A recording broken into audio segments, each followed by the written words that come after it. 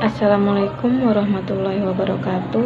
Alhamdulillahirabbil alamin, wassalatu wassalamu ala asrofil anbiya'i wal mursalin wa ala alihi washabbihi ajmain.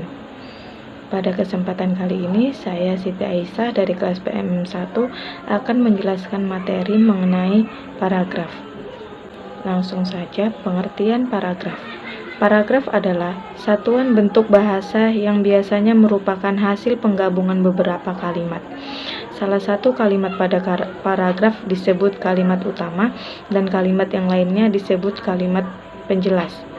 Paragraf biasanya terdiri dari pikiran, gagasan, atau ide pokok yang dijelaskan dengan kalimat pendukung. Pembuatan paragraf terdiri dari fakta dan opini yang berisi tentang penjelasan berdasarkan kenyataan yang terjadi, kemudian diberikan pikiran penjelas berupa pendapat penulis. Fungsi dan syarat paragraf. Fungsi pembentukan paragraf. 1. Menampung bagian kecil gagasan utama karangan. 2. Memudahkan pemahaman jalan pikiran pengarang dengan cara memisahkan pikiran utama yang satu dari yang lainnya. 3. Pengarang melahirkan pikiran secara sistematis. 4.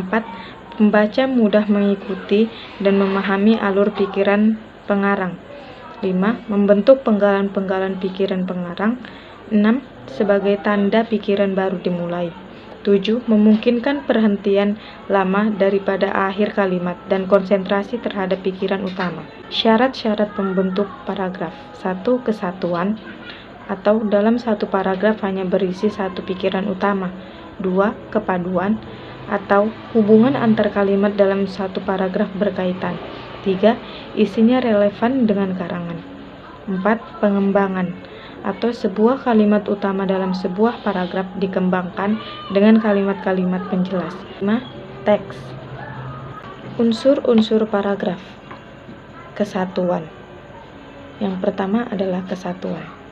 Kalimat dalam satu paragraf harus menggambarkan hubungan dan menunjukkan ikatan untuk mendukung satu gagasan dan pikiran sebagai pokok pikiran. Kesatuan berarti ada hubungan mengenai masalah dan tema dalam pengembangan. 2. Koherensi. Koherensi atau kepaduan yang baik, terjadi hubungan timbal balik antar kalimat yang satu dengan kalimat yang lain. Misalnya, dalam kalimat awal menjelaskan tentang keindahan alam Indonesia, maka dalam paragraf tersebut berisi hal yang sama. 2. Koherensi. Koherensi atau kepaduan yang baik, terjadi hubungan timbal balik antar kalimat yang satu dengan kalimat yang lain. Misalnya, dalam kalimat awal menjelaskan tentang keindahan alam Indonesia, maka dalam paragraf tersebut berisi hal yang sama. 3. Pengembangan. Gambaran mengenai kesatuan dan penyatuan akan jelas terlihat dalam pengembangan paragraf. Informasi dan keterangan yang diberikan ada hubungannya dengan kalimat yang harus berkembang dalam suatu paragraf. Rangka paragraf. Sebelum membuat paragraf, sebaiknya menyusun kerangka paragraf. Adapun langkah-langkah penyusunan paragraf adalah sebagai berikut. Menentukan tema, menentukan ide pokok dengan menuangkan kalimat yang menjadi ide dasar paragraf, menuliskan kalimat penjelas untuk mendukung ide pokok, menuliskan kerangka paragraf yang terdiri dari tema, judul, dan pikiran utama yang nanti akan dikembangkan. Jenis paragraf. Jenis-jenis paragraf dibedakan menjadi 3. Yang pertama, jenis paragraf berdasarkan isi. Jenis paragraf berdasarkan isi memiliki 4 jenis. Yang pertama, narasi. Narasi adalah paragraf yang menceritakan atau mengisahkan suatu kejadian atau peristiwa. Bentuk ini mementingkan urutan kejadian dan tokoh. 2. Deskripsi. Deskripsi adalah paragraf yang menggambarkan suatu objek sehingga pembaca seakan bisa melihat, mendengar, atau merasa objek yang digambarkan itu. Ketiga, eksposisi. Eksposisi adalah paragraf yang menginformasikan suatu teori, teknik, kiat, atau petunjuk sehingga seseorang yang membacanya akan bertambah wawasannya. Keempat, argumentasi. Argumentasi adalah paragraf yang mengemukakan suatu pendapat beserta alasannya. Jenis paragraf berdasarkan letak kalimat utamanya. Yang pertama, paragraf deduktif. Paragraf deduktif adalah paragraf yang dimulai dengan mengemukakan persoalan pokok atau kalimat topik, kemudian diikuti dengan kalimat-kalimat penjelas.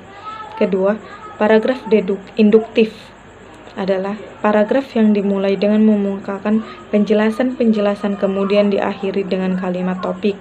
Paragraf ini terbagi menjadi 3. Yang pertama, generalisasi. Generalisasi adalah pola pengembangan paragraf yang menggunakan beberapa fakta khusus untuk mendapatkan kesimpulan yang bersifat umum. Kedua, analogi.